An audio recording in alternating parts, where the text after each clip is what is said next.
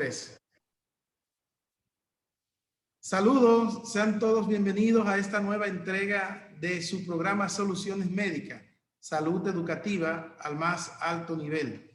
Estamos agradecidos de Dios por la oportunidad que nos da de llegar ante ustedes y llevarle edificación a través de lo que son muchos de los problemas y enfermedades que muchas veces nosotros en un momento dado tenemos la oportunidad de conocer, de compartir y quizás algunas veces de padecer. Y estas orientaciones nos van a ayudar para nosotros poder sobrellevar ese diagnóstico que en un momento dado se nos da. Y en el día de hoy hemos invitado a una gran amiga, colaboradora. Ella es médico gastroenteróloga, fundadora de lo que es el programa de enfermedad inflamatoria intestinal para toda la región norte, específicamente en el Hospital José María Cabral Ibáez. Nos referimos a la doctora Zunilda Borges Torres y con ella vamos a estar hablando precisamente de enfermedad inflamatoria intestinal. Recuerde que si usted no está suscrito a nuestro canal de YouTube, Doctor Manassés, suscríbase, active esa campanita para que le lleguen las notificaciones de todas las publicaciones que nosotros hacemos. Doctora, saludo, bienvenida a Soluciones Médicas, su programa. Hola Manassés, ¿cómo están? Hola a todo el público que se conecta por este medio. Muchas gracias por la invitación nuevamente. Bien, doctora, en mayo se ha dedicado un día para no celebrar, sino para hablar y concienciar a la población acerca de lo que son las enfermedades inflamatorias intestinales. ¿Qué son estas enfermedades y cuál es la importancia que tienen desde el punto de vista y el impacto que puede producir cuando hay un gran número de personas que lo padecen en la población? Así es, el 19 de mayo de cada año la Organización Mundial de la Salud conmemora el Día Mundial de la Enfermedad Inflamatoria Intestinal, las cuales son la enfermedad de Crohn y la colitis ulcerativa, las cuales son procesos inflamatorios crónicos del intestino por una respuesta desordenada de lo que es el aparato inmunológico o la defensa del organismo, y que impacta seriamente lo que es la calidad de vida en estos pacientes que la padecen. Bien, conocemos y desde que nos formamos como médicos conocíamos acerca de la colitis ulcerativa, de la enfermedad de Crohn, pero esta tipificación de encasillarla de enfermedades inflamatorias intestinales, ¿desde cuándo se comienza? ¿Y qué ha hecho que esta enfermedad hoy sea tan común? Es quizás los métodos diagnósticos que tenemos, los estudios que se han hecho, porque antes no se veía tantas personas padecer, o por lo menos no estaban encasilladas dentro de este grupo de enfermedad. Bien, como todo y como todas las enfermedades que van en aumento, van en desarrollo, todos los días hay más. Los métodos diagnósticos nos ayudan a diagnosticar más. Cabe destacar que también existen otros subtipos menos frecuentes que son la colitis indeterminada y la colitis inespecífica. Vamos a definir las 4 tipos de enfermedad inflamatoria intestinal que hay. Como dije, la colitis ulcerativa, que va a afectar, como su nombre lo indica, todo el colon o intestino grueso. Está la enfermedad de Crohn, que esta entonces afecta todo el tubo digestivo, puede estar desde la boca hasta el ano. Está la colitis inespecífica o la indeterminada, que tiene tanto cualidades como la de Crohn y colitis y que no se define como una u otra. Entonces, todos los días va en ascenso, ¿verdad? Va aumentando esta enfermedad, pero claro, hoy se piensa mucho más porque el paciente busca mucho más del médico, busca más orientarse, y aparte tenemos médicos que nos dedicamos a investigar este tipo de enfermedad. ¿Hombres o mujeres? ¿A quiénes afectan más este tipo de enfermedades? No, hasta ahora ambos sexos. Ambos sexos. Tanto las mujeres como los hombres predisponen a esta enfermedad. ¿Qué factores predisponen a que se padezca la enfermedad? ¿Y por qué se dice que es una enfermedad de personas jóvenes? Sí, son enfermedades que se desarrollan en la segunda etapa de la vida, puede ser desde la niñez, 8, 10 años, 15 años es un primer pico, entre 15 y 25 años donde se desarrolla la enfermedad. Es de pacientes jóvenes, la mayoría que van a debutar, podemos decir que más de un 60-70% desarrolla la enfermedad en este pico de edad, pero hay otro pico mayor en los pacientes mayores de 50-60 años que también la puede desarrollar. En cuanto a los factores predisponentes, tenemos número 1 la genética, hay un factor genético involucrado, está la herencia también, se ha visto que hermanos o un familiar específicamente que ha padecido de esta enfermedad puede tener un hermano o el padre puede tener la enfermedad. Está también lo que es la microbiota intestinal, que es lo que es la salud intestinal de cada individuo como esté. Si usted tiene alteración en lo que se llama la microbiota, puede padecer esta enfermedad. Lo que es el estrés, las personas que fuman, es un factor determinante. La alimentación también es otro factor para el desarrollo de esta enfermedad, principalmente. La raza, doctora, porque cuando nosotros nos formamos decían que esa era una enfermedad de los blanquitos. ¿Por qué se decía que era una enfermedad de los blanquitos? ¿O los morenitos también podemos afectarnos? Bueno, en inicio se decía que era una enfermedad de judíos. Todo el mundo cuando habla en la historia de la enfermedad inflamatoria se hablaba antes de los judíos, pero ahora no hay predisposición porque está en todo lo que Occidente, Europa, América, a nivel mundial tenemos ya, por ejemplo, las estadísticas en Estados Unidos. Al día de hoy tenemos que de 8 a 25 pacientes por cada 100.000 habitantes de colitis ulcerativa por año. Igual, y esto va en aumento, igual la enfermedad de Crohn, pero un poco más, puede ser hasta 30 pacientes por cada 100.000 habitantes por año, porque la enfermedad de Crohn es un poco más frecuente que la colitis ulcerativa. Que la colitis ulcerativa. ¿Cuáles síntomas? ¿Tienen algunos síntomas comunes o cada enfermedad tiene síntomas diferentes de presentación? Bien, tienen un denominador común que es una diarrea crónica. El paciente tiene una diarrea que no mejora, que puede estar acompañado de moco, de sangre. En el caso de la colitis se caracteriza mucho más por una diarrea con sangre, por cólicos, por distensión abdominal, por dolor abdominal. Sin embargo, en el Crohn es más frecuente una diarrea que no tiene que ver con el horario de comida. También el Crohn se caracteriza más porque el paciente presenta más postración, más debilidad, más pérdida de peso, porque el área más frecuente donde se afecta esta enfermedad es el ilion terminal, en la última parte del intestino delgado. Entonces ahí es donde se absorben la mayoría de vitaminas, de alimentos, y cuando el paciente tiene esta parte inflamada, entonces tienden a repercutir en cuanto a la pérdida de peso, la debilidad, el desequilibrio de hidroelectrolítico de los pacientes, entonces tiende a ser un poco peor. No tiene ni una ni otra que ver, todo va a depender del debut de la enfermedad, pero los síntomas en general se parecen, pero una se diferencia de la otra en sí misma. Cuando usted habla de cronicidad en la diarrea, ¿a qué tiempo nos estamos refiriendo? ¿Cuánto tiempo es que se habla para catalogar de diarrea crónica? Sí, lo que se define como una diarrea crónica es una diarrea con más de 3 a 4 semanas que aún llevando tratamiento la diarrea no mejore. Una diarrea ya de más de 4 o 5 semanas se llama diarrea crónica. Y también otros pacientes que mejoran y vuelven a tener esa diarrea, mejoran un mes, 2 meses, pero vuelven.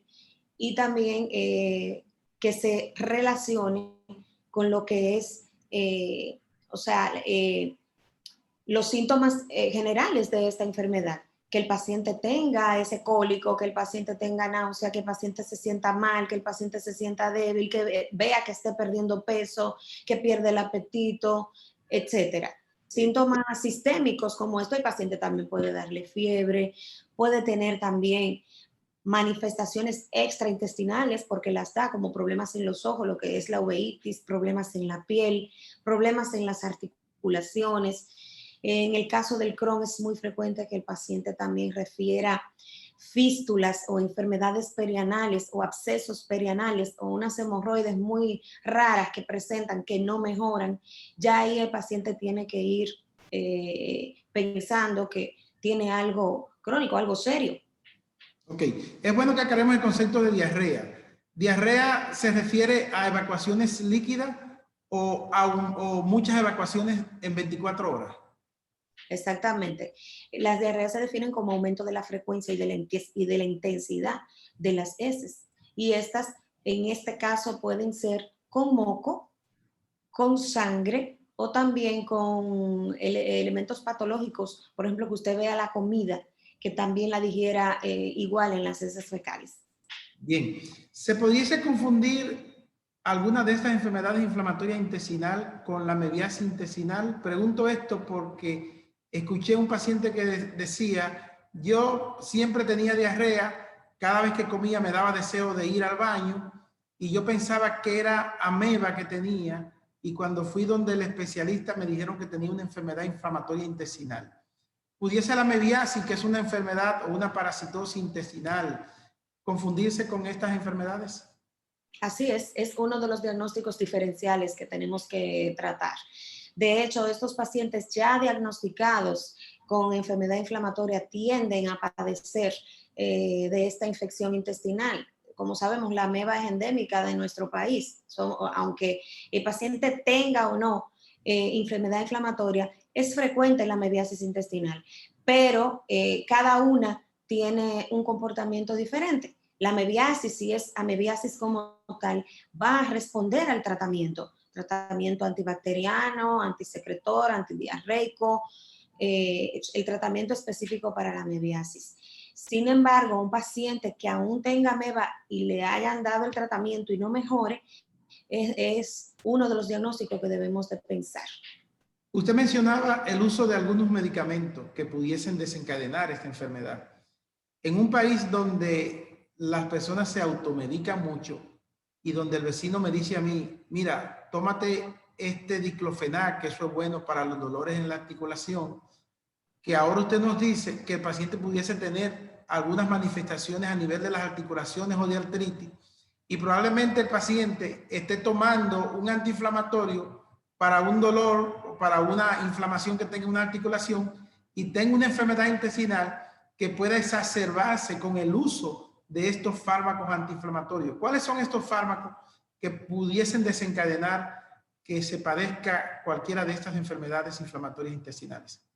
No, en realidad fármacos como tal no desarrollan la enfermedad inflamatoria intestinal. Ok. No, una cosa es, hay un tipo de colitis que se desarrolla por una ingesta de antibióticos, que también puede confundirse con enfermedad inflamatoria intestinal, que también es un diagnóstico diferencial. Ok. Entonces, eso es otra cosa. En cuanto al paciente que tú refieres que tenga dolores articulares y que esté usando un tipo de diclofenac o de AINES, que son los que usan para el dolor, este tipo de paciente tiene que tener cuidado porque hay relación. O sea, hay un por ciento de los pacientes que tienen las dos enfermedades. Pueden tener una artritis reumatoide y pueden tener una enfermedad de Crohn porque son enfermedades inmunológicas que comparten la forma de desarrollo de esta enfermedad. Pero, vuelvo y aclaro, no hay un medicamento que desarrolle la enfermedad inflamatoria. Claro, como sabemos, el uso de antibióticos desde la niñez puede afectar o sea, podría estar en relación, claro. Siempre vemos que los niños que usaron antibióticos desde la niñez, que le daban mucha amigdalitis y la mamá le daba muchos antibióticos, pudiera, no está del todo demostrado. Esa es una parte. Y lo otro, ya un adulto que tenga historia de que ha usado algún tipo de antibiótico, desarrolla lo que es una colitis pseudomembranosa, que es la colitis que se da por el uso de antibióticos. Esa, yo creo, si te aclaro la pregunta. Ok. ¿Cómo hacemos diagnóstico de enfermedad inflamatoria intestinal? ¿Qué pruebas? ¿Laboratorio, coprológico, estudios invasivos, colonoscopía? ¿Cómo se hace? Bueno, llega un paciente con este tipo de síntomas. Lo primero es hacer una buena historia clínica, ¿verdad? Viendo desde dónde ha empezado los síntomas de este paciente, número uno. Número dos, nosotros siempre le practicamos un protocolo al paciente, mandando a hacer todo lo que son los gabinetes, la analítica, un hemograma, un PCR, un eritro, que hablan de lo que es enfermedades activas inflamatorias o infecciosas. También están, eh, la, bueno, los métodos diagnósticos también por imágenes, pero el método diagnóstico por excelencia es la colonoscopía y una endoscopía, donde nosotros tenemos una visión directa de lo que uno va a encontrar, viendo todas las partes del intestino, y por supuesto, si encontramos una lesión, vamos a tomar biopsia, ya con la sospecha de la clínica y de lo que vemos. Mandamos ese paciente a tomarle biopsia y ya ahí confirmamos el diagnóstico. El diagnóstico definitivo es una biopsia por colonoscopia. Bien, he visto algunos pacientes que le hacen un estudio que se llama colon varictal. Cuando usted le pregunta por qué le mandan a hacer ese estudio, te dicen, porque me da mucha diarrea, me da mucho dolor en los intestinos y la caca mía es como si fuese una soga, como si fuese una soga larga. ¿Qué relación pudiese tener el hecho de la forma de las heces fecales con una enfermedad inflamatoria intestinal? No, lo primero es que el colon varitado ya es un medio que está obsoleto, si es para usted ver Si si tiene el colitis. exacto. Y la forma de las heces en la enfermedad inflamatoria está clara. Es una diarrea acuosa, puede ser amarillenta, líquida, y no tiene nada que ver que las heces estén en cinta, en soga, eso ya es otra cosa. Ok, Hay que diagnosticar otro tipo de cosas, de enfermedad. ok. Una pregunta obligada que yo sé que los pacientes hacen cuando cualquier médico da un diagnóstico. Doctora, ¿eso se cura? No, es una No se cura, enfermedad, doctora, eso. no, es una enfermedad que no se cura, es una enfermedad crónica donde sí puede mejorar con los tratamientos de hoy en día pautados, pero no se cura. Con los tratamientos puede el paciente tener una calidad de vida muy buena y llevar una vida normal, pero recordando que tiene este padecimiento que no se va a curar. Y la modalidad de tratamiento, conservador o quirúrgico. Le pregunto esto porque el paciente en algún momento puede decir, doctora, pero no hay un tipo de cirugía, eso no se opera. ¿Qué tipo de tratamiento tienen, conservador o quirúrgico?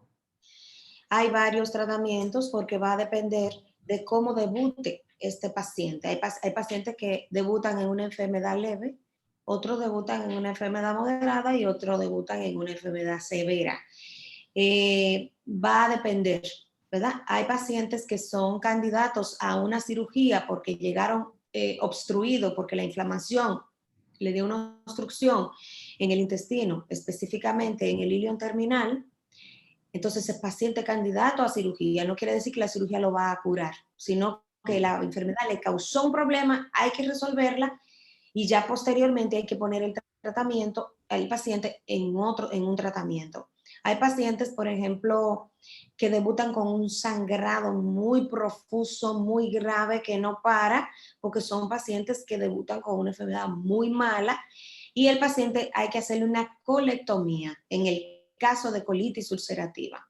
Y hay un gran número de pacientes que, entre comillas, cura con una colectomía, pero hay un por ciento de los pacientes que vuelve a recidivar en lo que es,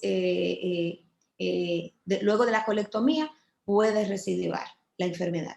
Esa es una. Entonces, el tratamiento va a depender. Hay un tratamiento médico que puede ser con pastillas, con antiinflamatorios intestinales. Estos son los 5 aminosalicilatos. Pueden haber uso de esteroides si tiene una enfermedad muy activa, que le ayuda también. Todo eso es pastilla. Puede haber medicamentos inmunosupresores, que son los medicamentos también vía oral, pero ya cuando el paciente no responde a ninguno de esos tres, entramos entonces a lo que es la terapia biológica, que son los medicamentos que hoy en día se están usando para este tipo de pacientes, los cuales le dan una remisión, una curación de la mucosa, ¿verdad? Del intestino, muy importante, y que estos medicamentos hoy en día han llegado a brindar una mejor calidad de vida para estos pacientes. Cuando usted habla de biológico, en el campo de la medicina, inmediatamente uno piensa en el costo de esos medicamentos, porque no son medicamentos baratos. Así es. ¿Cómo se hace un paciente pobre, doctora, para tener una terapia con medicamentos biológicos continuos y para poder adquirirlo? Porque son medicamentos que son muy caros. Así es. Hoy en día el Ministerio de Salud Pública está dando los pacientes, los medicamentos a esos pacientes de forma gratuita en el programa que nosotros llevamos en el Hospital Cabral Ibáez. Para que el paciente tenga este tipo de medicamentos, nosotros tenemos que verlo y tenemos que estudiar al paciente, practicarle lo que es el protocolo y ver si el paciente es candidato o no a este tipo de medicamentos. Es un tipo de medicamento que encima de ser costoso hay que tener una vigilancia muy de cerca para ir dando el tratamiento pautado a este tipo de paciente. O sea, eso es, doctora, ¿esos medicamentos se le dan a todo el mundo o se le dan solamente a los pacientes pobres, al paciente que no tiene seguro? ¿O todos califican, independientemente de que tenga seguro médico? Asimismo, todos califican. ¿Y los seguros médicos no cubren estas terapias? No, no la cubren. No la cubren. Por eso incluso se le solicita una carta a ver qué paciente le puede cubrir y todos los pacientes que llegan no lo cubren, no lo cubren y no lo cubren. Bueno, es un muy costoso. Eso es parte de lo que debe incluir la reforma que se hará a la Ley de Seguridad Social, porque si tú tienes un plan de seguro, debe de cubrirte ante cualquier eventualidad que pueda ocurrirte y ante cualquier enfermedad que pueda diagnosticarte. Entonces, hay que trabajar con eso. Entonces, este programa, doctora, funciona en los hospitales, este programa que es muy ambicioso, que tiene mucha visión, sobre todo porque los pacientes pueden recibir esa terapia biológica no para sanarse, sino para vivir, mejorar su calidad de vida cuando se diagnostica con esta enfermedad. Así es. En el país hay 5 hospitales que tienen este tipo de programas. Nosotros que estamos aquí en el Cabral Ibáez, todo lo que es la región norte, y hay 4 hospitales en Santo Domingo que ya cubren todo el resto del país. Y los pacientes, como te dije, son recibidos tanto por una compañera mía, que es la doctora Yudel Cabreu, y una servidora. Le aplicamos el protocolo y vemos si ese paciente es candidato al uso de este tipo de medicamento o no. Bien, en el caso de los pacientes que se han diagnosticado a nivel privado, ¿también pueden accesar a este tratamiento? Así es. ¿A través del programa de medicamentos de alto costo de salud pública? Así es, todos los pacientes. Excelente. Doctora, llegamos al final, pero no queremos despedirnos sin antes que usted le dé un mensaje a esas personas que nos están viendo y que en un momento dado pueden ser diagnosticados con esta enfermedad inflamatoria intestinal y piensa que el mundo se le va a caer encima porque es una enfermedad que no tiene cura, que hay que aprender a vivir con ella. ¿Qué mensaje le damos y dónde podemos encontrar los servicios, aparte del hospital, de la doctora Zunilda Borges Torres? Así es, lo primero que si el paciente tiene alguno de los síntomas que ya hemos mencionado, debe de acudir inmediatamente a un gastroenterólogo, específicamente un gastroenterólogo que se especialice en este tipo de enfermedad. Si ya le diagnosticaron este tipo de enfermedad, el paciente debe de asumir responsabilidad de esta enfermedad, apegarse al tratamiento, evitar el estrés, comer saludable, llevar una vida saludable, no fumar, una dieta saludable, ¿verdad? Dormir, descansar, etcétera. Ya luego de diagnosticado, ya nosotros pues nos encargamos, es un equipo multidisciplinario que debe de chequear estos pacientes, nosotros nos encargamos de referirlo al médico que uno entienda, sea terapia psicológica, nutricional, un cirujano, etcétera. Y mis servicios privados, en este momento yo estoy en la clínica Corominas de la ciudad de Santiago y también estamos en el Hospital José María Cabral Ibáez, en el departamento del servicio de gastroenterología en la tercera planta del edificio de internamiento y en la segunda planta del edificio de consulta. Bien, señores, agradecemos a la doctora Zunilda Borges Torres, Zunilda Borges Torres, médico gastroenteróloga, fundadora del programa de enfermedad inflamatoria intestinal para Santiago y la región norte del país, quien nos ha acompañado y nos ha edificado en el día de hoy acerca de lo que son estas enfermedades y cómo nosotros podemos tratarlas. Gracias, doctora, gracias a toda nuestra audiencia que nos siguen cada semana en el programa de salud más importante que tiene la República Dominicana. Así que será pues hasta la próxima ocasión, donde estaremos de nuevo con ustedes llevándole otro programa de interés para toda la familia. Gracias. Gracias, doctora. Gracias.